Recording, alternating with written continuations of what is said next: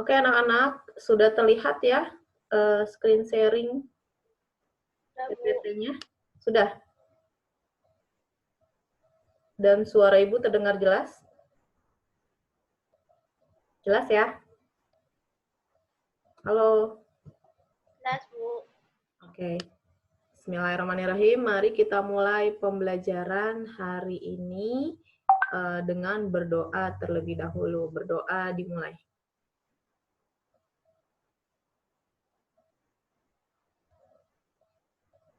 Berdoa selesai. Ya, kita akan mempelajari mengenai sistem gerak manusia, yaitu jenis-jenis otot dan gangguan serta kelainan penyakit pada sistem gerak manusia. Sebenarnya ini minggu lalu kalian sudah membaca modul, kemudian mempelajari video, serta mempelajari PPT-nya. Nah, berarti hari ini kita akan review kembali. Ya, kita bahas bersama mengenai materi ini. Capaian pembelajaran hari ini kita yaitu peserta didik atau kalian akan mampu membandingkan struktur dan fungsi otot polos, otot rangka, dan otot jantung. Kemudian kalian juga akan mampu mendeteksi otot yang bekerja secara antagonis dan sinergis. Lalu, peserta didik juga akan mampu menganalisis gangguan dan penyakit yang terjadi pada sistem gerak manusia. Ya, kita mulai. Tahukah kamu apa itu otot? Di gambar sudah terlihat jelas ya. Otot, lihat. Ini gambarnya seperti ini.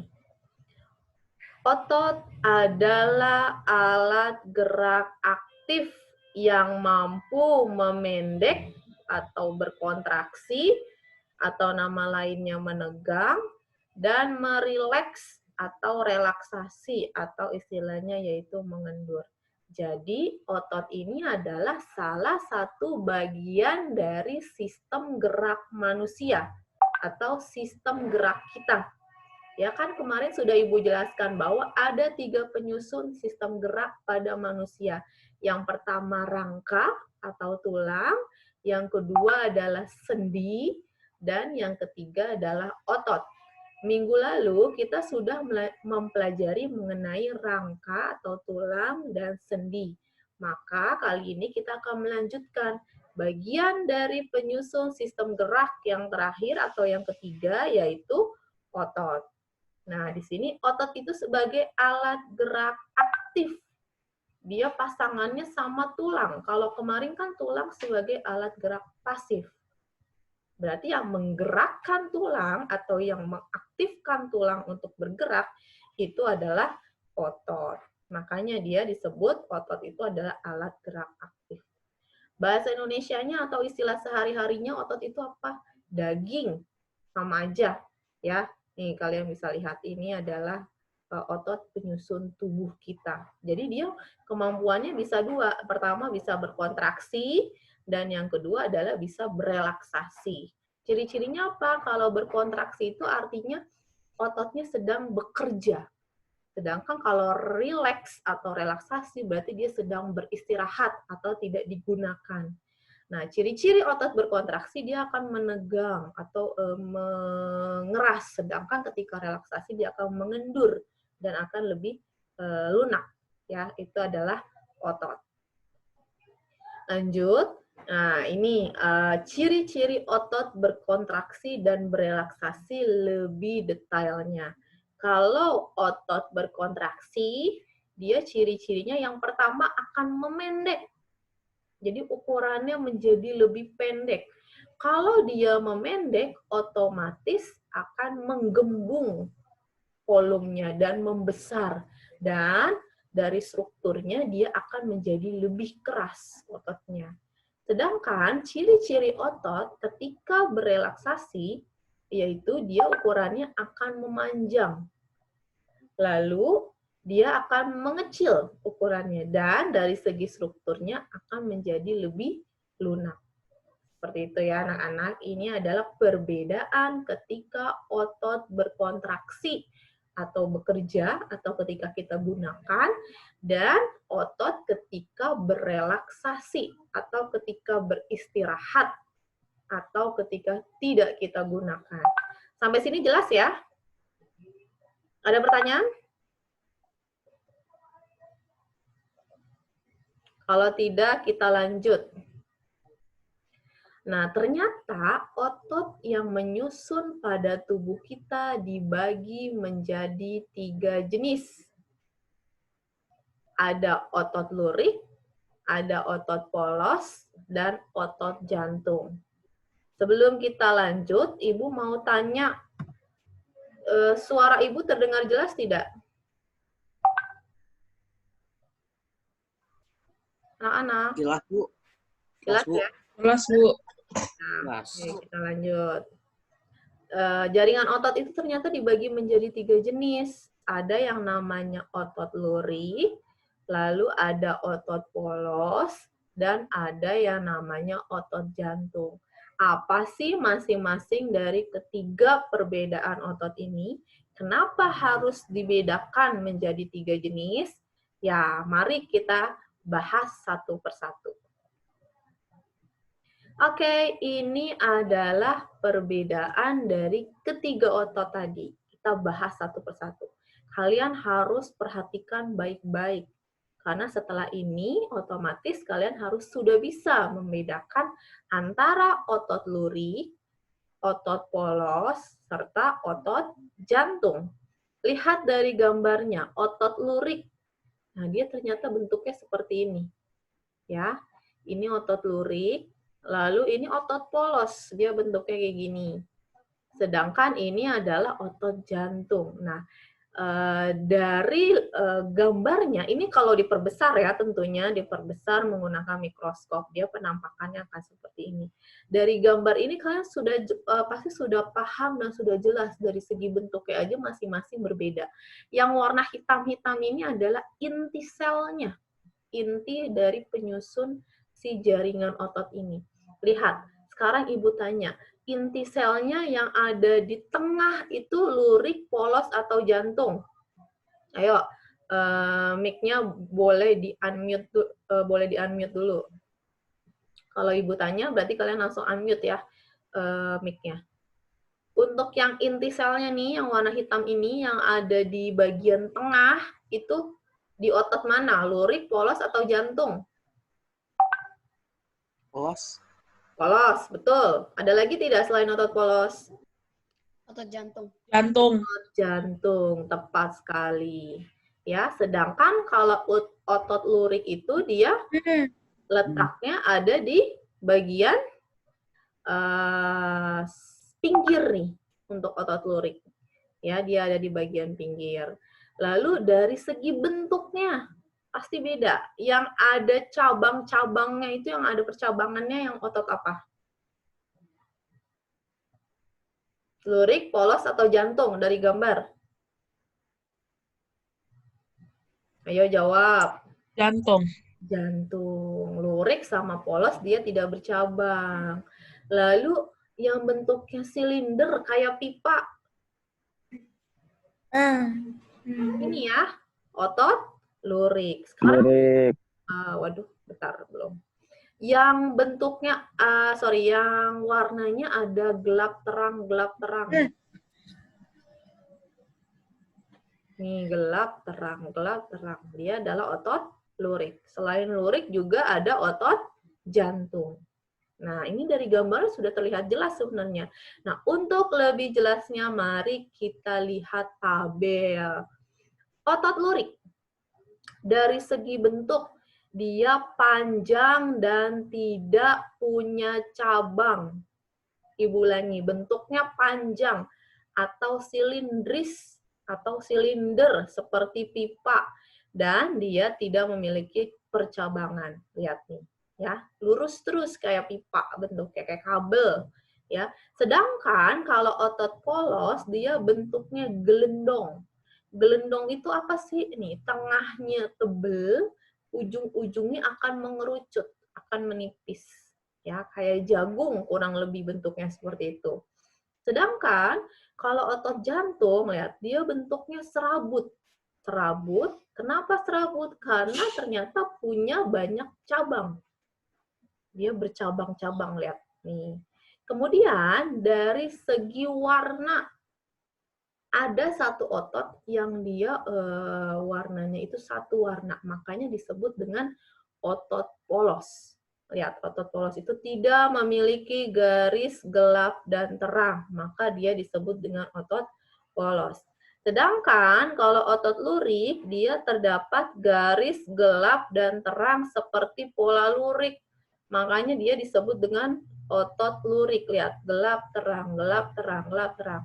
Dan otot lurik ini warnanya sama dengan otot jantung. Terdapat garis gelap terang. Jadi yang tidak ada garis gelap terangnya itu hanya otot polos. Lalu dari segi inti, tadi juga kita sudah bahas.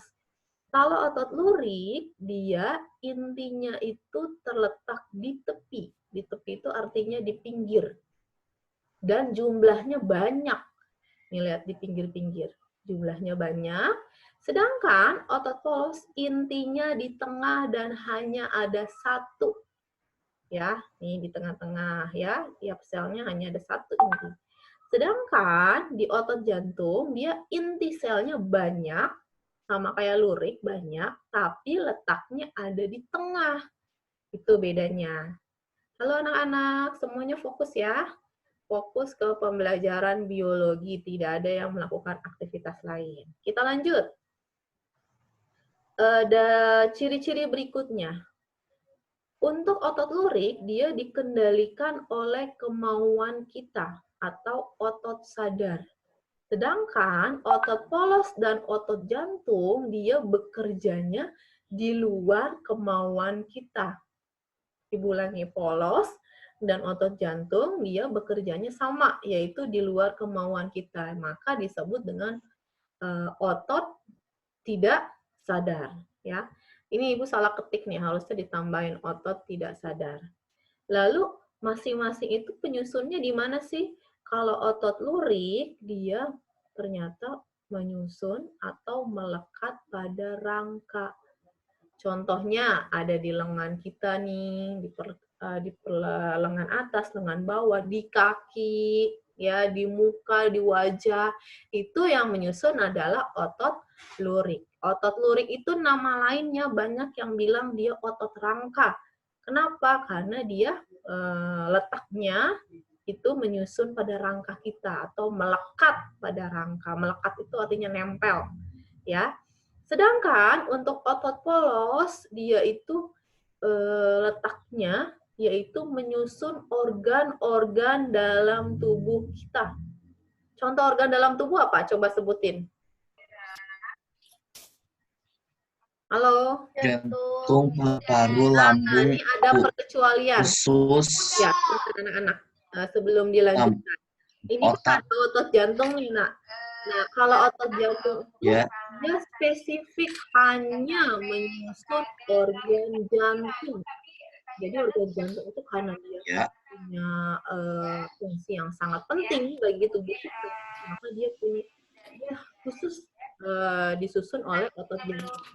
Maka di otot polos ini dia menyusun organ dalam kecuali organ jantung. Coba sebutin organ dalam yang kecuali organ jantung atau selain organ jantung.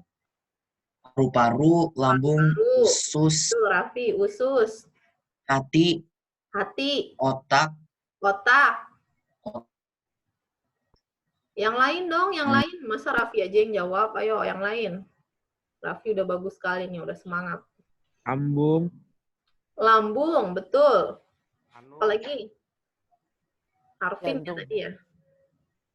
Ayo Kenara. Apa? Yang lain, yang perempuan nih. Kenapa?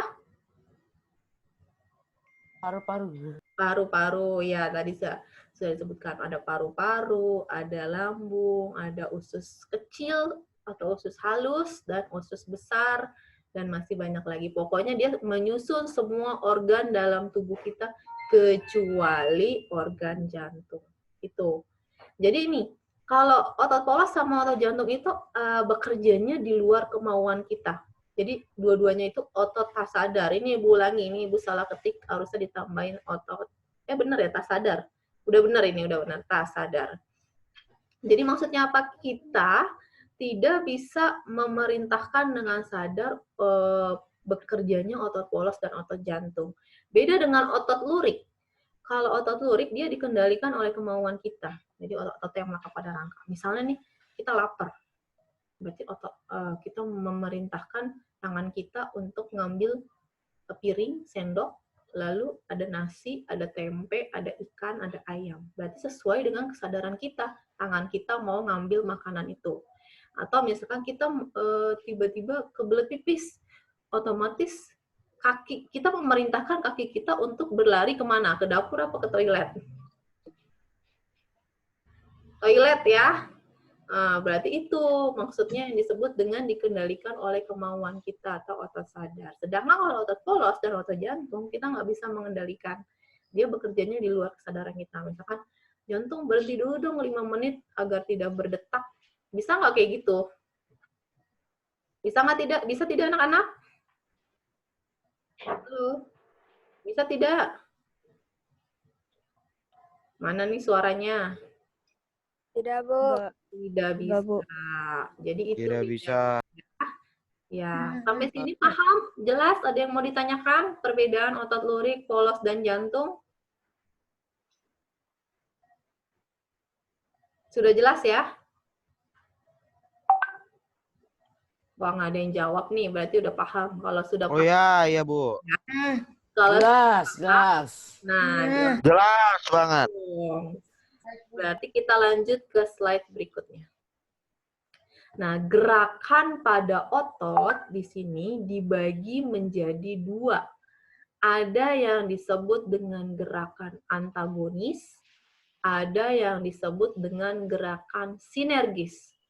Apa bedanya? Kalau gerakan otot antagonis itu berarti ototnya bekerja dengan berlawanan dalam melakukan suatu gerakan.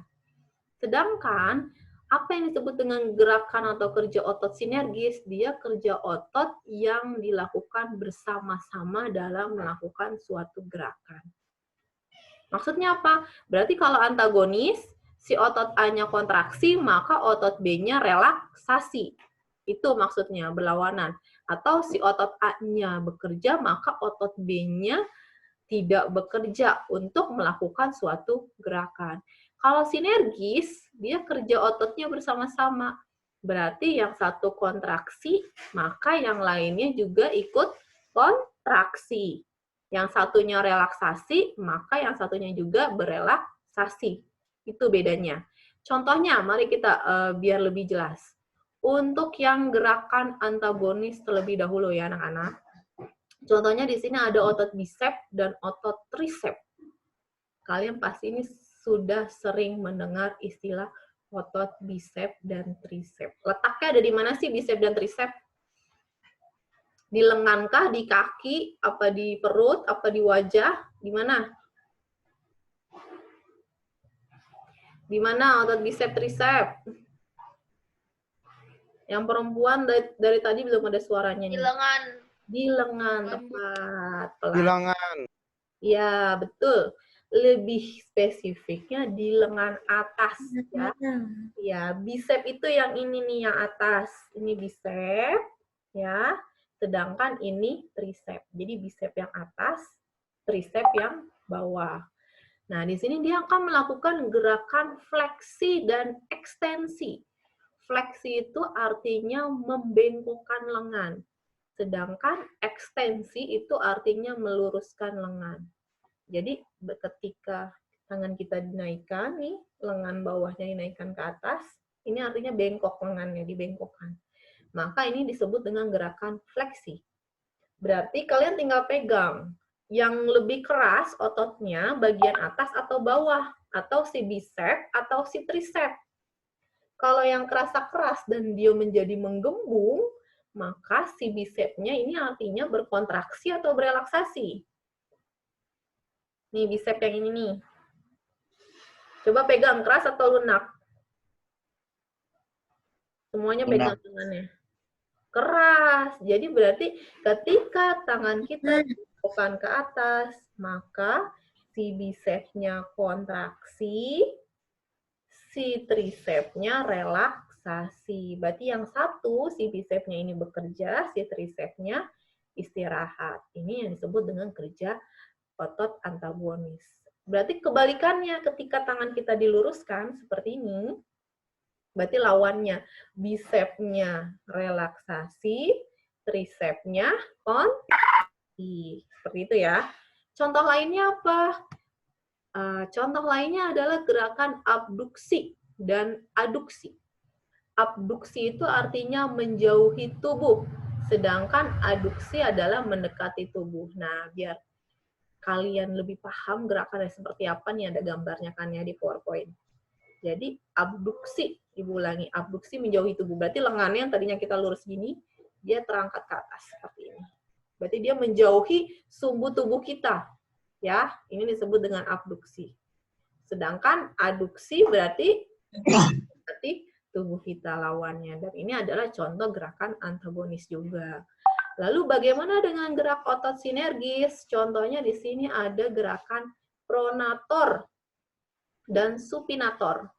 Pronator itu artinya menelungkupkan telapak tangan, sedangkan supinator artinya menengadahkan telapak tangan. Berarti menelungkup gini, posisi tangannya gini. Sedangkan kalau menengadah, telapak tangannya yang di atas. Ini menelungkup, ini menengadah. Ya. Serta contoh lainnya adalah gerakan tulang rusuk ketika kita bernafas. Jadi kalau menarik nafas, tulang rusuknya terangkat. Ketika menghembuskan, tulang rusuknya kembali lagi ke posisi awal, dia turun lagi. Nah, gerakan otot pronator dan supinator ini dipengaruhi oleh ini, otot yang ada di lengan bawah. Dia ada dua jenis otot, namanya otot pronator teres dan otot pronator quadratus. Dia saling berdampingan. Contohnya ketika gerakan apa dalam keseharian, yaitu gerakan membuka kunci pintu. Kan gini nih, ya diputer.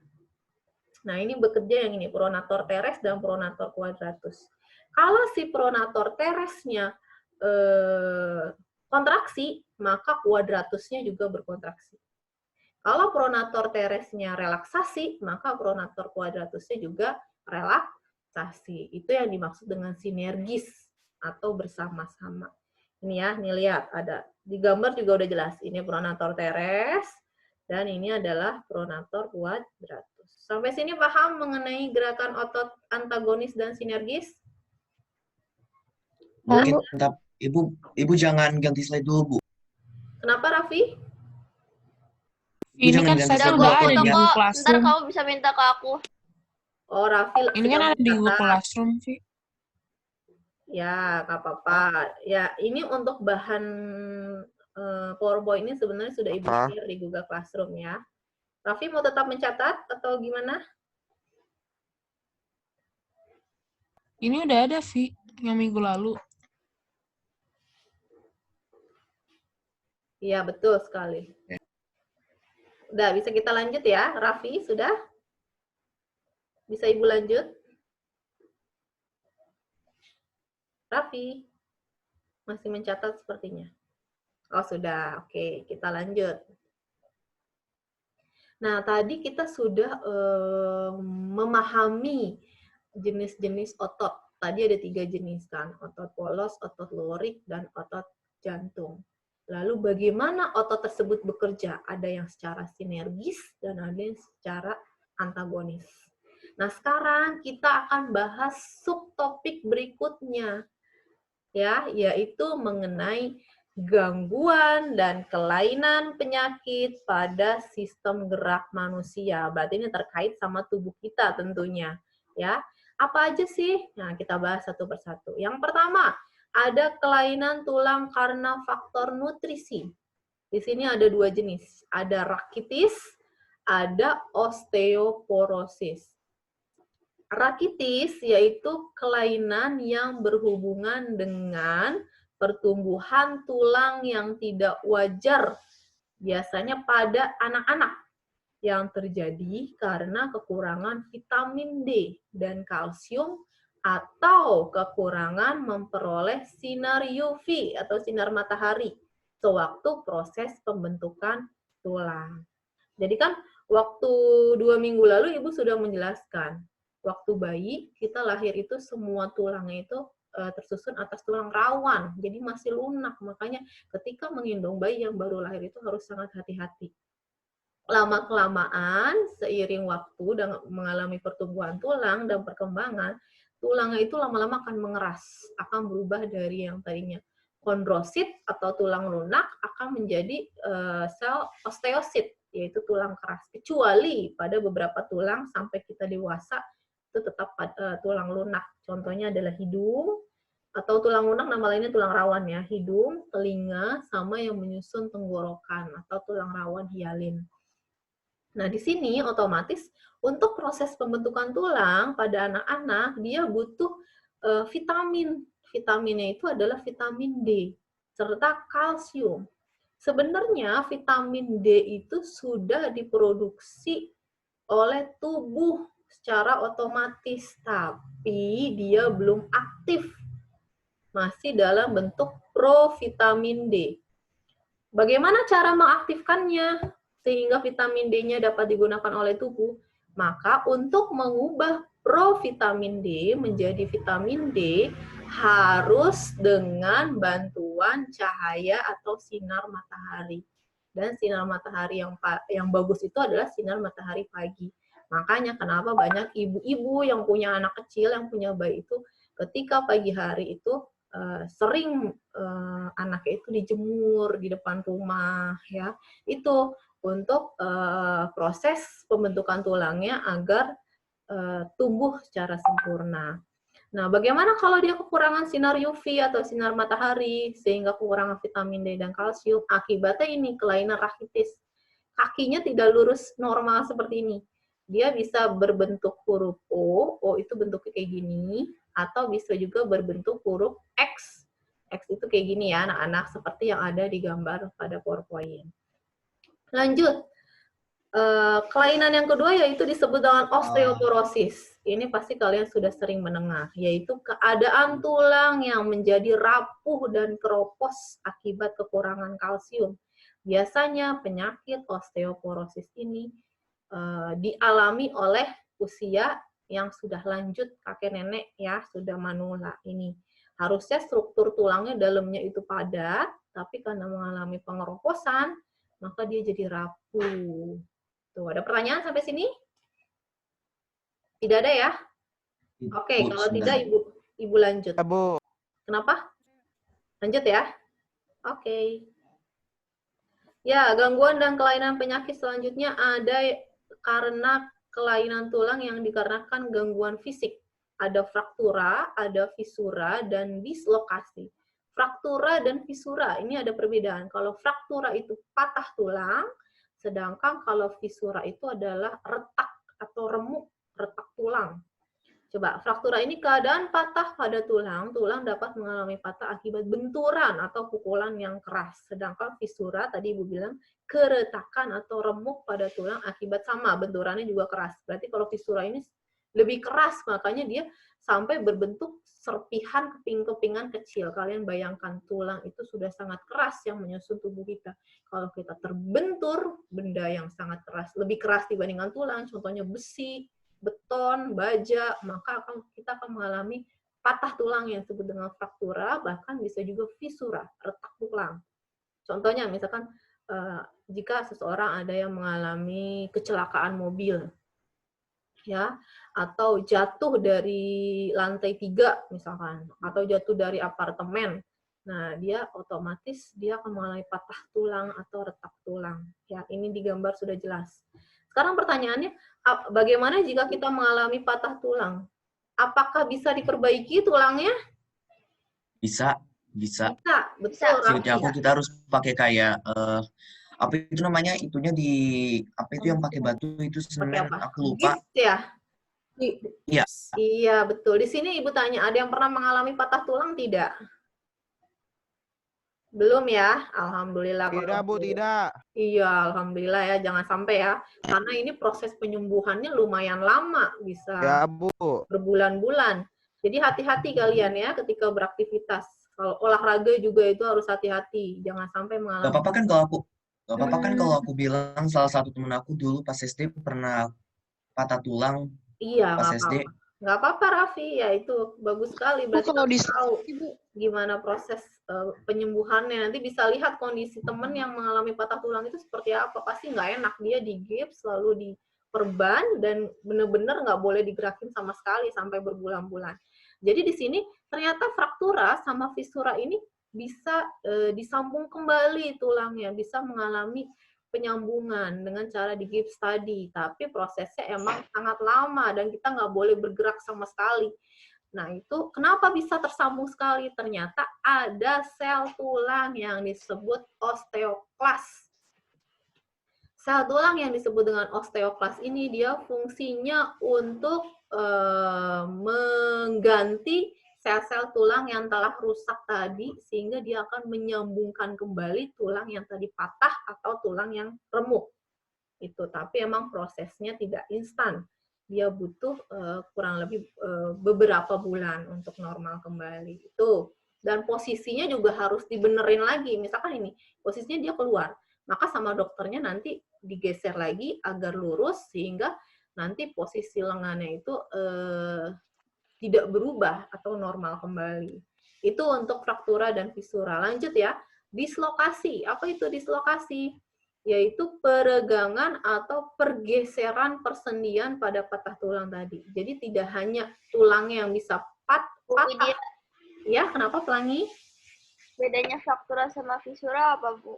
Tadi kalau fraktura patah 1 jadi 2. Kalau fisura retak, remuk nih kalau digambar. Dia jadi kepingan-kepingan kecil. Itu bedanya. Ya. Jelas ya Pelangi ya?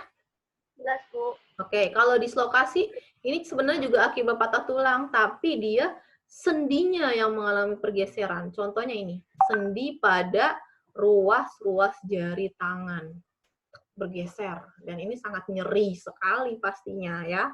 Untuk menormalkan kembali berarti sendinya harus di posisinya dibenerin lagi ke posisi semula sama dokter nanti. Nah, baru nanti dia akan mengalami penyembuhan gitu. Oke, kita lanjut ya. Gangguan dan kelainan penyakit selanjutnya ada kelainan tulang karena penyakit polio. Ini kalian sering mendengar pasti. Polio itu biasanya ada vaksinnya ya, imunisasi waktu kecil. Yaitu apa sih? Radang pada substansi kalabu, yaitu dia Ya, Bu. ya, jadi ini bagian dalam dari sumsum tulang belakang. Jadi sumsum tulang belakang itu ada bagian yang namanya kalabu, yaitu di bagian dalamnya. Kenapa bisa mengalami penyakit polio? Karena ternyata di sumsum tulang belakang ini disebabkan oleh serangan virus, yaitu virus polio, sehingga akan menyebabkan kerusakan saraf. Ini gambarnya untuk kelainan penyakit karena polio. Bu, aku masih bingung kenapa kok bisa kayak virus ini bukannya nyerang organ atau darah, malah nyerang tulang. Iya, beda-beda. Virus itu kan beda-beda jenisnya. Nah, kalau untuk virus polio ini sebenarnya bukan nyerang tulang, dia di tulang sumsum tulang belakang. Nah, di tulang belakang itu ada sumsum, dan sumsumnya ini, sumsum tulang belakang ini berkaitan sama saraf. Jadi kan ada otak dan ada sumsum tulang belakang. Kalau sumsum tulang belakang itu lebih ke gerak refleks. Berarti yang menyerang itu adalah kerusakan sarafnya. Ya, itu Raffi. Selanjutnya, ankilosis merupakan bergabungnya tulang-tulang atau bagian lain yang keras dan membentuk satu tulang atau bagian yang keras sehingga persendian sulit digerakkan. Jadi kaku. Yang harusnya sendi itu kan hubungan antar tulang. Jadi jadi kita bisa bergerak bebas, tangan bisa digerak-gerakin. Ternyata kalau adanya penyakit ankilosis itu sendinya jadi sulit digerakkan, jadi kaku, ya. Karena nih lihat di gambar, dia akan mengalami proses penyatuan, gitu. Lalu ada yang disebut dengan kelainan yang berikutnya, osteoartritis. Disebabkan karena kelebihan beban biasanya pada sendi, seperti sendi bahu dan sendi lutut, tetapi juga dapat terjadi pada bagian lain dari tubuh seperti tangan dan tulang punggung sehingga menyebabkan sendi menjadi sakit dan kaku. Sebenarnya artritis ini nama lainnya rematik ya. Dia penyakit peradangan pada sendi-sendi kita, bisa di ruas-ruas jari, bisa di mana pokoknya semua sendi di antara siku, lutut, itu dia mengalami radang. Radang itu artinya pembengkakan. Jadi nyeri, rasanya nyeri dan sakit. Itu untuk osteoartritis. Selanjutnya, kita masuk ke gangguan dan kelainan penyakit pada sistem gerak, yaitu karena kebiasaan duduk yang salah. Dan biasanya ini menyerang tulang belakang. Ya, sorry. Lihat, dia dibagi menjadi 3. Ada kifosis, ada lordosis, dan ada skoliosis. Ya, kifosis itu apa? Dia kelainan karena ruas-ruas tulang belakang tertarik dan melengkung ke belakang. Sedangkan lordosis itu kelainan karena ruas-ruas tulang belakang tertarik atau melengkung ke depan. Sedangkan untuk skoliosis yaitu kelainan karena ruas-ruas tulang belakang tertarik atau melengkung ke kanan atau ke kiri. Kalau digambar kayak gini nih, ini skoliosis, dia ke kanan ke kiri, bentuknya seperti huruf S. Jadi hati-hati, ketika kalian duduk harus benar-benar dalam keadaan tegap ya. Jangan miring gini, miring ke kanan, miring ke kiri. Nah, lama-lama nanti struktur tulang belakangnya ini akan berubah berubah bentuknya. Ini disebut dengan skoliosis. Kalau udah kayak gini, bentuk tulangnya udah bentuk kayak gini, yang harusnya lurus, dia akan nyeri kalau kesentuh. Sedangkan kalau kifosis, dia lihat, tertarik dan melengkung ke belakang. Jadi bungkuk ya. Kifosis itu nama lainnya istilahnya bungkuk. Kita jadi bungkuk ini. Belum kakek-kakek, belum nenek-nenek, tapi udah bungkuk ya. Jangan sampai. Sedangkan untuk lordosis, dia kelainan tulang belakang tertarik atau melengkung ke depan. Jadi gini, membusung, dadanya membusung ke depan gini. Ini lordosis. Itu adalah perbedaan kelainan penyakit pada tulang belakang karena kebiasaan duduk yang salah. Jadi nanti kalau kalian sedang belajar nih, lagi PJJ di rumah, duduknya jangan gini, jangan senderan gini ya. Oh, gini gimana, Bu? Iya, jangan, Raffi. Tapi harus benar-benar duduk sikap yang sempurna. Jadi kalau nanti pegel pas PJJ boleh agak direnggangkan tangannya di gini-gini gitu ya, biar nggak pegel. Yang penting sikap duduknya harus benar. Lanjut ya. Gangguan selanjutnya yaitu kelainan pada otot karena penyakit. Ada yang namanya tetanus. Tetanus itu adalah otot yang berkontraksi secara terus-menerus. Kenapa bisa kayak gitu? Karena disebabkan oleh racun pada bakteri dari Clostridium tetani. Ini biasanya tetanus ini kalau kita menyentuh benda-benda yang kurang bersih kayak besi-besi yang karatan. Nah, itu nanti si bakterinya bisa masuk ke dalam tubuh kita. Lalu ada yang namanya atrofi, ada yang namanya kram. Atrofi itu apa? Atrofi itu mengecil dan menyusutnya otot karena tidak pernah dipakai untuk beraktivitas. Jadi kalau sehari-hari kita cuma tiduran, ngambil ciki sambil tiduran, makan, main games aja yang digerakin jempolnya doang, nggak bangun, nggak olahraga, nggak beraktivitas, semua serba diladenin. Nah, itu lama-lama ototnya dia akan mengalami penyusutan, jadi mengecil. Nah, ini maka disebut dengan kelainan atrofi. Jadi nanti sekalinya kita bangun, mau jalan, udah lemes, karena ototnya udah mengecil. Ini hati-hati. Jadi kita harus benar-benar beraktivitas. Jadi selama di rumah, itu kalian juga jangan cuma duduk aja, jangan cuma tiduran aja, tapi tetap olahraga ya anak-anak. Lalu kelainan berikutnya kalau misalnya koma kayak gitu nggak? Kenapa, Andrew?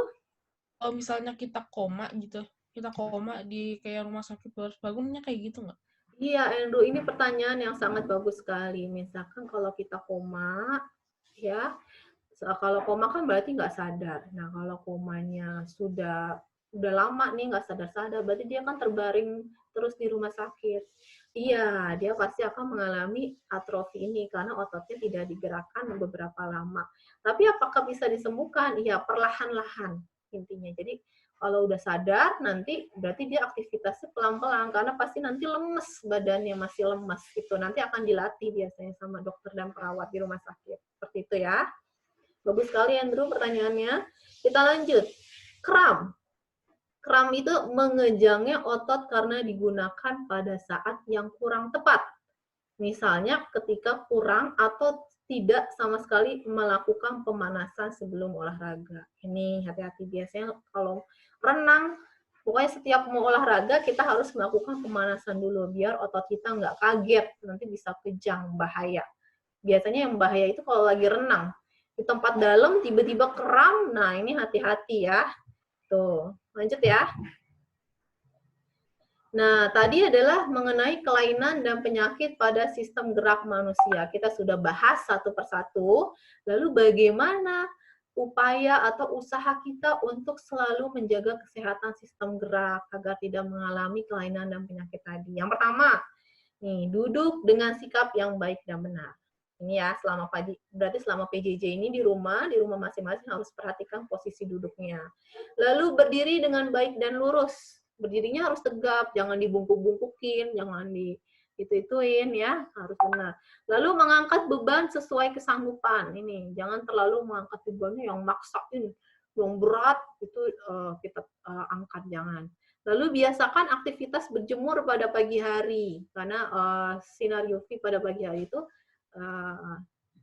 sehat untuk kesehatan tulang kita. Lalu berolahraga tentunya secara rutin tiap hari dan makan makanan yang bergizi. Oke anak-anak, sampai sini ada pertanyaan tidak? Karena materi kita sudah Ibu mau foto yang tadi, yang slide terakhir banget Ibu. Slide terakhir, oke. Saya boleh nanya sebentar, Bu? Ini. Saya mau nanya sebentar, Bu. Oke, boleh Raffi. Yang lain bagaimana? Ada pertanyaan? Sedikit dulu. Bu, Tapi, Raul sama Kaska di-admit, Bu. Oh, sebentar. Iya, Bu. Katanya belum di-admit sama Ibu. Bu. Iya, Bu. Oke, bentar. Iya, Bu. Iya.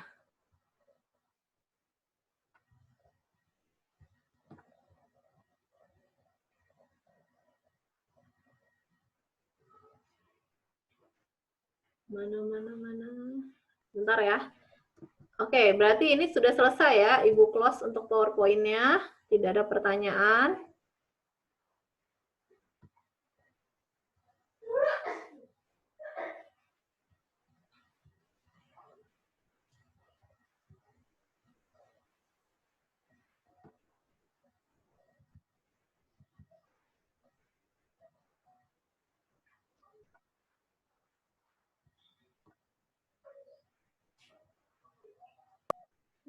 Sebentar. Oke.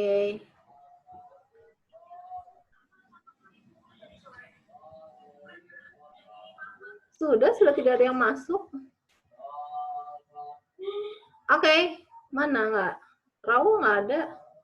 Oke anak-anak, untuk materi kita hari ini sudah selesai. Sebentar. Oh iya.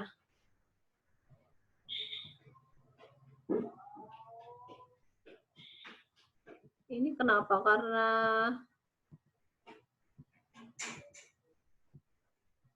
terlambat atau sinyal ini baru pada masuk lagi di Zoom?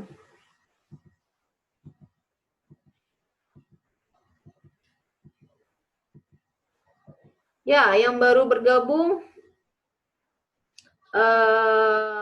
tadi Ibu tidak bisa mengadmit karena fokus untuk presentasi. Mungkin ini karena kalian gangguan sinyal, ya, bisa keluar masuk Zoom. Nanti akan Ibu share aja linknya, link untuk rekaman hari ini, jadi bisa kalian pelajari lebih lanjut.